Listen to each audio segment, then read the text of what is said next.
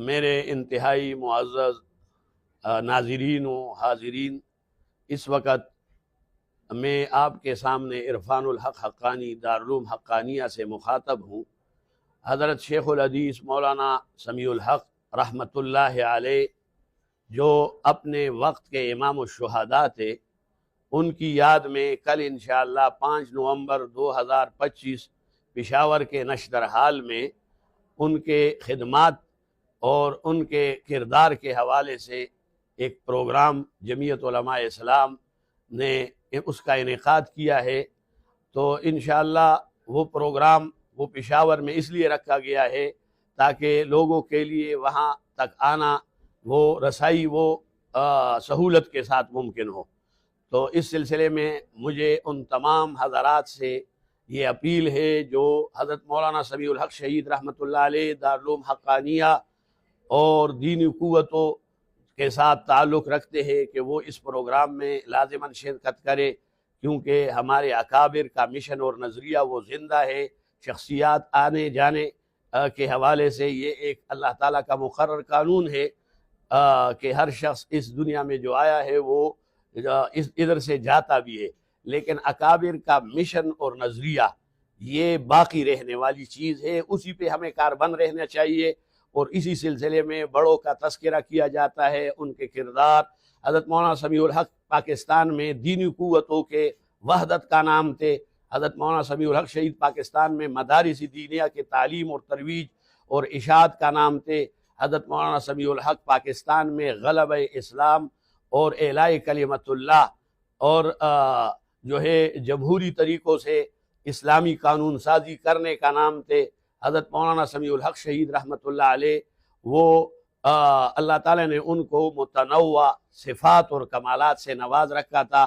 وہ ایک بہت بڑے مفسر بھی تھے، تفسیری لاہوری رحمۃ اللہ علیہ، وہ ایک بڑے محدث بھی تھے۔ اسلام کا نظام اکل و شرب اور اسی طرح جو ہے اسلامی معاشرے کے لازمی خد و خال اور زین المحافل، اسی طرح وہ ایک بہت بڑے خطیب بھی تھے، خطبات حق ان کی کتاب۔ تو وہ ایک عظیم مؤرخ بھی تھے، مشاہیر بنام مولانا سمیع الحق اور مشاہیر بنام مولانا عبدالحق رحمۃ اللہ علیہ۔ تو یہ ان کی زندگی کی مختلف جہتیں ہیں۔ اللہ تعالیٰ نے ان کو جن کمالات سے نوازا تھا وہ محدود سے وقت میں بیان کرنے کا جو ہے امکان ہی نہیں ہے۔ مولانا سمیع الحق وہ شخصیت تھے جو اس وقت سب سے بڑی وسعت بیت اللہ شریف کے مسجد میں ہو رہی ہے۔ اس میں عالم اسلام سے ابتدا میں 2 شخصیات کو بلایا گیا تھا، ایک بہت بڑے عالم تھے وہ بھی رحلت کر گئے، اور ایک مولانا سمیع الحق شہید رحمۃ اللہ علیہ تھے۔ تو بہرحال اللہ تعالیٰ نے ان سے بڑا کام لیا، بالخصوص دارالعلوم حقانیہ کے حوالے سے ان کا کردار پوری دنیا کے سامنے ہے۔